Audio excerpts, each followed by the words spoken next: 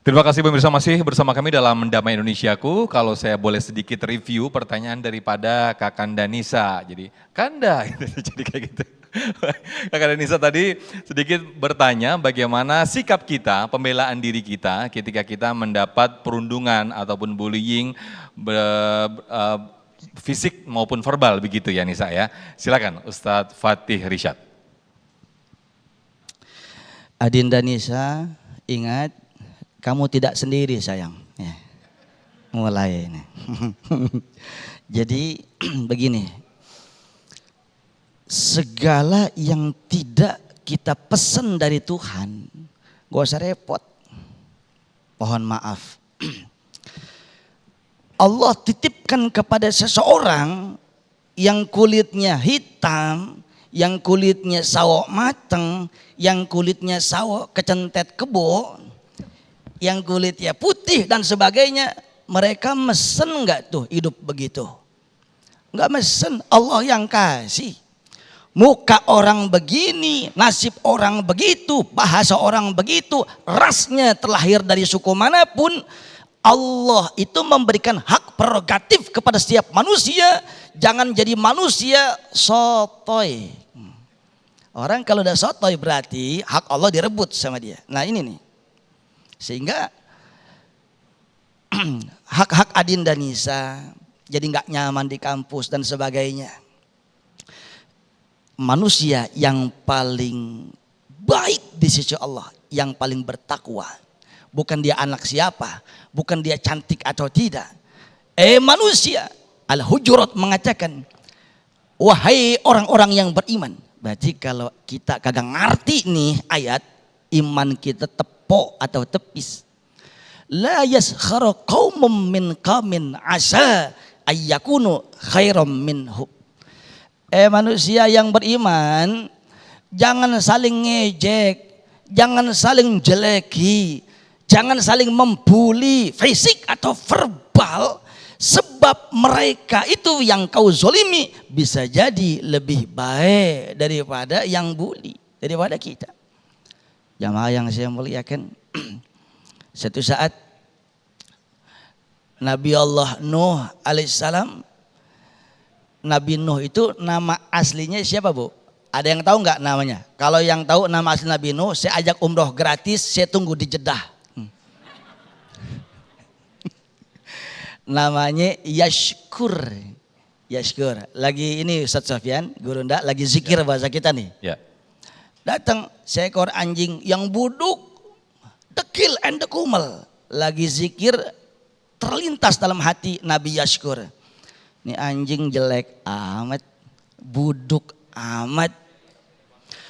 Allah memperkenankan itu anjing detik itu untuk ngomong kepada Nabi Yashkur. Ya Nabi Allah, wahai Nabi Allah, engkau menghina aku atau menghina Allah yang menciptakan aku?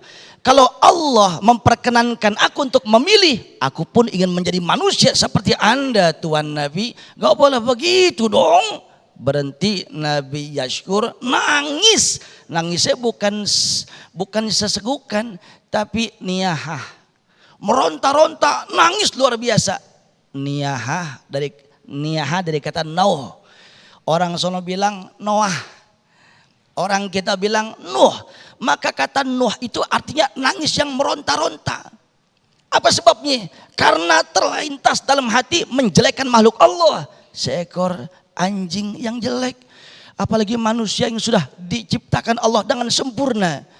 Laqad khalaqnal insana fi ahsani taqwim. Sungguh manusia sudah kami ciptakan dengan sebaik-baik bentuk. Mau hidung mancung ke luar, mau hidung mancung ke dalam, mau muka kita kayak dakocan atau sebagainya. Ingat, udah sebaik-baik bentuk. Yang jelas semua manusia hidungnya dua lubangnya ke bawah. Coba kalau ke atas kebanjiran.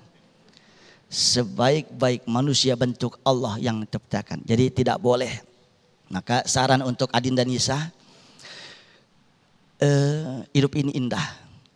Yang toksik itu tinggalkan. Jangan sampai menghambat. Saya pribadi kalau ada orang benci saya, ada orang dengki sama saya jadikan bensin agar saya lebih semangat untuk menatap hari depan. Masya I like you. Masya Allah. Paling tidak kita mengetahui sedikit kisah asal mula nama dari Nabi Nuh tadi ya Ustadz Fatih ya. Dari apa yang disampaikan oleh guru kita Ustadz Fatih Irsyad. Nah berikutnya kami persilakan. Sudah ada yang bergabung lewat video call dari jamaah terlebih dahulu sebelum WhatsApp. Video call WhatsApp kami persilakan atas nama Ibu Seli ya. Silakan Ibu Seli boleh berdiri. Yang mana Ibu Seli? Baik, silakan Ibu Seli akan dijawab oleh guru kita Ustadz Kasif Her. Bismillahirrahmanirrahim. Assalamualaikum warahmatullahi wabarakatuh. Waalaikumsalam warahmatullahi wabarakatuh. Nama saya Seli, izin bertanya Ustadz, apabila ada keluarga yang menzolimi, apa boleh dijauhin dan bagaimana hukumnya? Seperti itu. Baik. Terima kasih. Salah satu sikap pembelaan diri kita salah satunya dengan menjauhi. Apakah itu dibenarkan? Iya, Begitu mungkin ya Ustadz. Dan bagaimana Ibu Seli, hukumnya? Ya. Baik, silakan Ibu Seli Terima boleh kasih. kembali. Ya, Ustadz terima kasih. Kasif Her, jawabannya bagaimana? Assalamualaikum warahmatullahi wabarakatuh. Ya, Ibu yang dimuliakan Allah Azza wa Jalla, Allah menciptakan manusia ini kan bermacam-macam ya. Ada yang baik, ada yang jahat. Ya, justru tujuan kita dihadirkan di muka bumi ini ya sebagai hamba Allah yang bisa berdakwah. Ya, Allah Subhanahu wa taala berfirman dalam Quran surat Ali Imran ayat 104, "Wal takum minkum ummatun yad'una ilal khairi ya'muruna bil ma'ruf wa yanhauna 'anil munkar wa tu'minuna billah." Ya, jadilah kamu manusia-manusia yang mengajak orang dalam kebaikan dan mencegah keburukan. Misalkan kita punya kerabat, karena kalau kita jauhin, kita mutus silaturahmi, ini juga dicela dalam Islam. Ya, la yadkhulul jannatu qati', tidak masuk surga orang yang memutus silaturahmi. Ya, kerabat kita, sepupu kita, paman kita, tante kita, ini kerabat, hubungan darah. Yang kalau kita merajut silaturahmi dengan dia, apa janji Allah? Dipanjangkan umur kita, diberkahi rizki kita, dibanyakin rizki kita.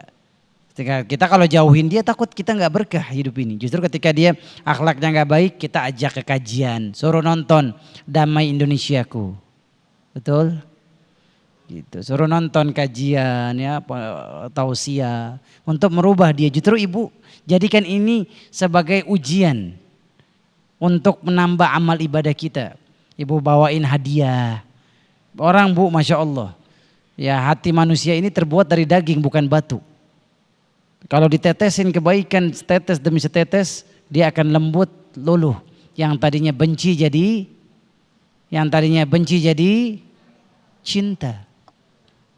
Makanya benci itu kepanjangannya apa? Benar-benar cinta.